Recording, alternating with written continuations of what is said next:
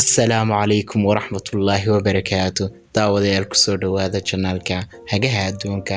Maanta barnaamijkani wada wuxuu yahay 10 qof ee ugu taajirsan dunida oo dhan.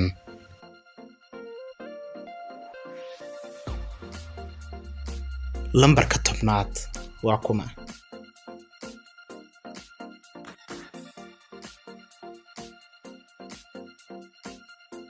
Sergey Brin waa ninkii iskale shirkadda Google ah. Lacagtiisu waxay gaadhaysaa 88 bilyan oo dollarka Mareykanka ah.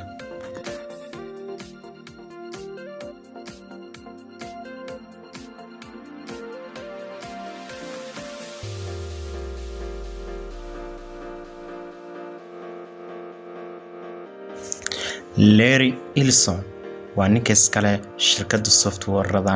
Lacagtiisu waxay gaadhaysaa 88.9 bilyan.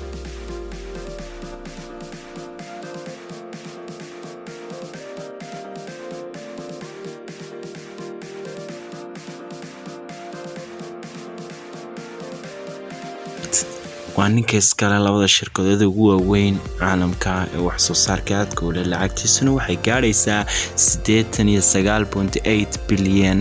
waa ninka iskale Berkshire iyo Hathaway.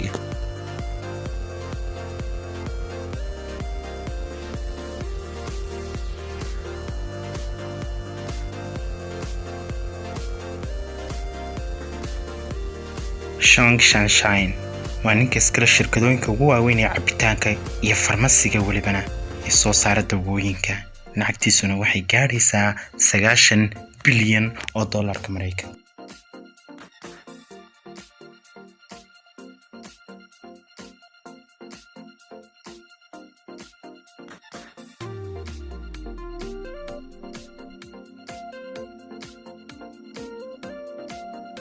Larry Page waa ninka iskale shirkadda Google. Lacagtiisuna waxay gaadhaysaa 90.7 bilyan.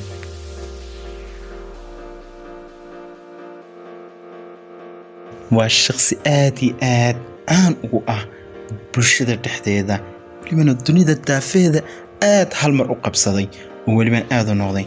Mark Zuckerberg waa ninka iskale shirkadda Facebook. Lacagtiisuna waxay gaadhaa 97.5 bilyan oo dollarka Mareykanka.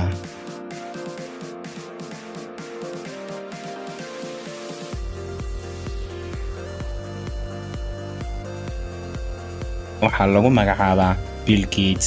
waa ninka iskale shirkadaha Microsoft-yada aadka u tirada badan. Lacagtiisuna waxay gaadhaa 123.6 bilyan oo dollarka Mareykanka.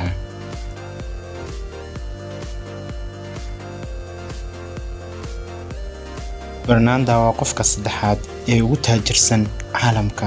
isagii familigiisaba ay ugu taajirsan yihiin caalamka oo dhan.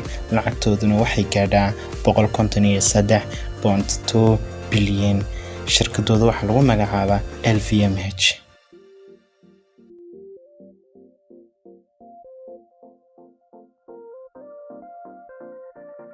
Elon Musk waa ninka ugu da'da yar ee top 5ka taajiriinta soo gala.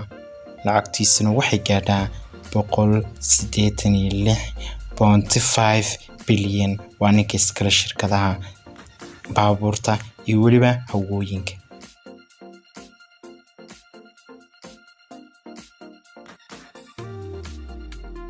nambarka 1aad ninka haysta ee ugu taajirsan dunida oo dhan waxaa lagu magacaabaa Jeff Bezos. waa ninka iskale shirkadaha Amazon. kulay Amazon waad maqashay. waxay gaadhaa lacagtiisu 193.2 bilyan. fadlan haddii aad nagu cusub tahay subscribe to noo taabo gambalaalkana